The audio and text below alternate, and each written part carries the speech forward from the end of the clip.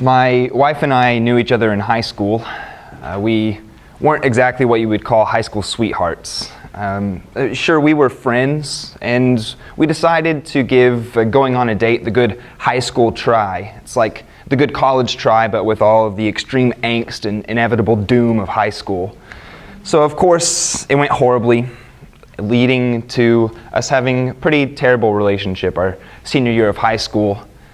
And so that's why I won't forget the night that she brought the other guy. Because it wasn't bad enough for either of us that she wasn't with me. She was with the other guy. And she brought him to our Wednesday night youth group devotional. And wouldn't you know it, we hadn't talked in months, but she sat down right next to me. So now I'm here, and she's here, and he's here. And I'm supposed to get something out of a relationship with God for the next hour when I'm right next to my enemy. I was trapped. And if I was trapped then, even more so is the trap for our friend today. He decides to come to Jesus in order to trap him, which is not such a good idea, but he's going to give it the good high school try. So he comes to Jesus and he says, "Teacher, what must I do to have life in God's new age?" And Jesus says, "Well, what's in the law? How do you interpret it?" And the man says, "Well, love the Lord your God with all your heart, soul, mind, and strength, and love your neighbor as yourself." Jesus says, "That's a good answer. Do this, and you'll have life." But the man doesn't want to let Jesus off the hook so easily. He still wants to come out ahead in this exchange, so he says, "But who is my neighbor?" So Jesus answers with a story. A story about a man who gets beaten, robbed, stripped, and left dying on the side of the road. A person walks by, sees the man, passes on the other side of the road. Another comes, sees the man, walks on the other side of the road. And a third person comes, a Samaritan, who helps the man, who puts him on his donkey, who takes him to the inn, who pays for all of his needs. And Jesus asks, who was the neighbor in the story? And the man has to say, well, I suppose the one who had mercy on him. And Jesus says, go and do likewise. And now the man is trapped. He's trapped by Jesus' last line, go and do likewise. Because in this story, the Samaritan ignored the line that he wasn't supposed to cross. The Samaritan helped out a Jew. Well, Jesus, if I'm supposed to go and do likewise, does that mean that I might have to help a Samaritan?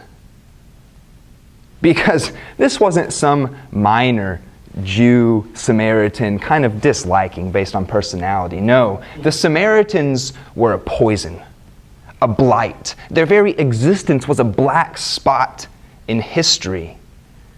To treat them with mercy, to love them as myself, to be a neighbor to them, it's more than just unpleasant. It's unimaginable. And so he's trapped. And this isn't something that we really even can identify with today because we don't have a Samaritan. I think through learning in history or our own spiritual or ethical education, we've come to realize that discriminating against entire people groups is not such a good idea.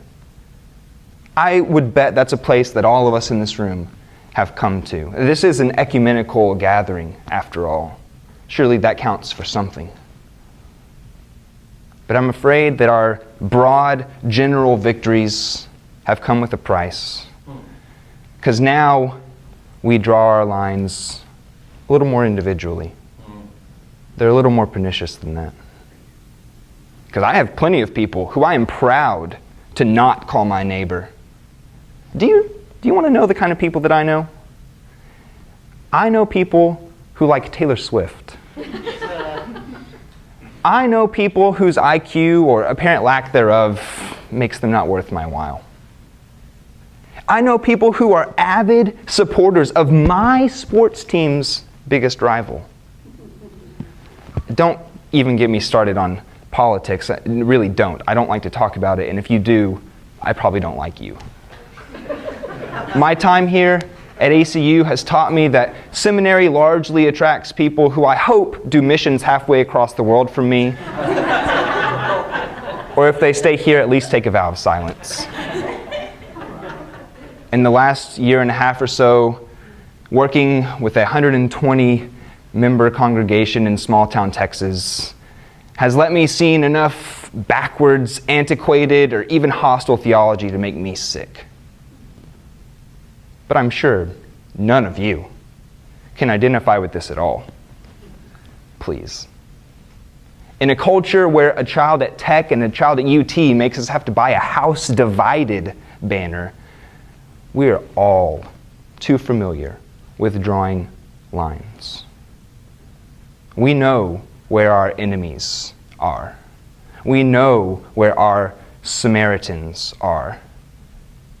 And why shouldn't we? Have you been listening? Do you hear the kind of people that are out there?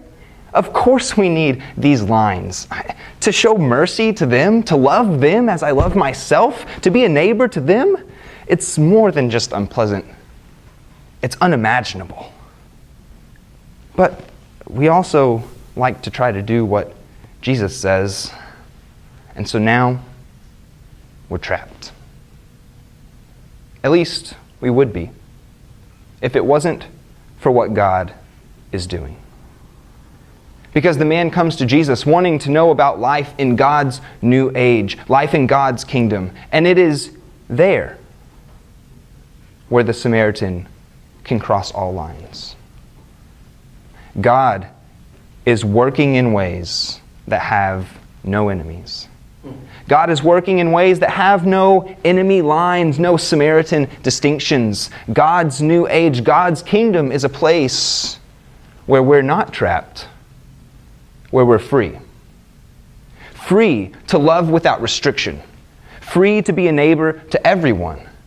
Free to not wonder if we're crossing a line. Free to try and love despite preference or characteristic of the person. Free to be a neighbor to each person we come across with. No longer are we trapped by these distinctions. Instead, we're free. Therefore, let us go and join in God's unifying, freeing work. Let us love across all lines. Let us be a neighbor to each person we might find. Let us go and do likewise.